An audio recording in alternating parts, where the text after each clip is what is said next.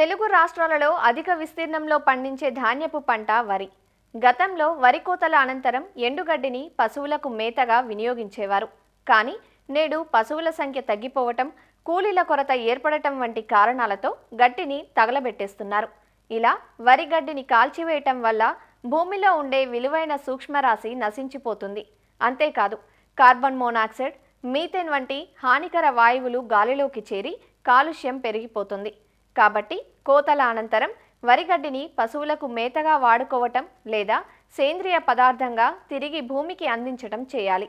వరిగడ్డిని సద్వినియోగం చేసుకునే విధానాలను తెలియజేస్తున్నారు ఆచార్య ఎన్జీ రంగా వ్యవసాయ విశ్వవిద్యాలయం, పశ్చిమ గోదావరి జిల్లా మారుటేరు వ్యవసాయ పరిశోధనా స్థానం మృత్తికా విభాగం ప్రధాన శాస్త్రవేత్త డాక్టర్ సిహెచ్ శ్రీనివాస్. రైతు సోదరులందరూ గుర్తుంచుకోవాల్సింది ఏంటంటే, మనము వరి పంట కోసేటప్పుడు మనం మెషిన్ హార్వెస్టింగ్ అనేది తప్పనిసరి అయిపోతుందండి. మెషిన్ ద్వారా వరిని హార్వెస్ట్ చేసినప్పుడు చిన్న చిన్న ముక్కలుగా పంట పొలంలోనే అవి ఉండిపోతాయి. అవి ఏంటంటే మనకి ఆ కాలంలో మనకి నేలలో కూడా తేమ ఎక్కువగా ఉండటం వల్ల వాటిని తీసి మనం బయటకు వేయడానికి కూడా కుదరదు అన్నమాట. అందువల్ల ఏం చేస్తున్నారు, చాలామంది ఈ పంట అవశేషాలని భూమిలో దుమ్మినప్పుడు కుళ్ళకపోవటం వల్ల మనకు మూన తిరగపోవటం అలాంటి సమస్యలు కూడా వస్తున్నాయి. సో అందుకనే రైతులు కాల్చేయటం జరుగుతుందండి. పంట అవశేషాలను కాల్చడం వల్ల ఆ అవశేషాల్లో ఉన్న నత్రజని మొత్తము మనకు 90% నత్రజని, గంధకము 70%, తర్వాత భాస్వరము 60%, దాంట్లో ఉన్న పోషక మూలకాలన్నీ ఆవిరి రూపంలో బయటికి వాతావరణంలోకి వెళ్ళిపోతాయి. అంతేకాకుండా దీని ద్వారా వాతావరణ కాలుష్యం కూడా జరుగుతుందండి. అందుకని ఏంటంటే పంట అవశేషాలు అంటే ఎకరానికి మనము మెషిన్ హార్వెస్టింగ్ చేసిన తర్వాత పంట అవశేషాల రూపంలో 2 టన్నుల వరకు వ్యర్థాలు పొలంలో ఉంటాయండి.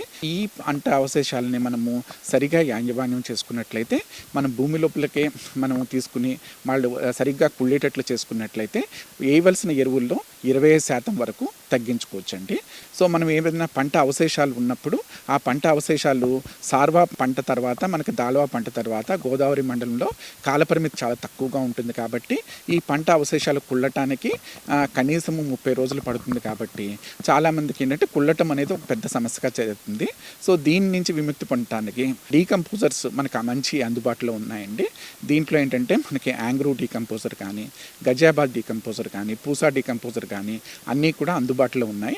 ఏదైనా డీకంపోజర్ మనం వాడుకున్నట్లయితే పంట అవశేషాలు కుళ్ళటానికి పట్టే 30 రోజుల నుంచి ఆ కాలపరిమితిని 10-15 రోజుల వరకు తగ్గించుకోవచ్చు. దీనివల్ల 15 రోజుల్లోనే పంట అవశేషాలన్నీ కుళ్ళిపోతాయి.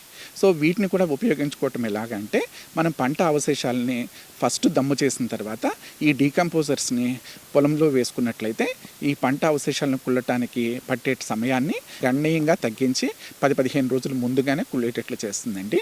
పంట అవశేషాల నుంచి మనం అన్ని పోషక మూలకాలు వచ్చే పంటకి మనం తీసుకోవటం జరుగుతుంది.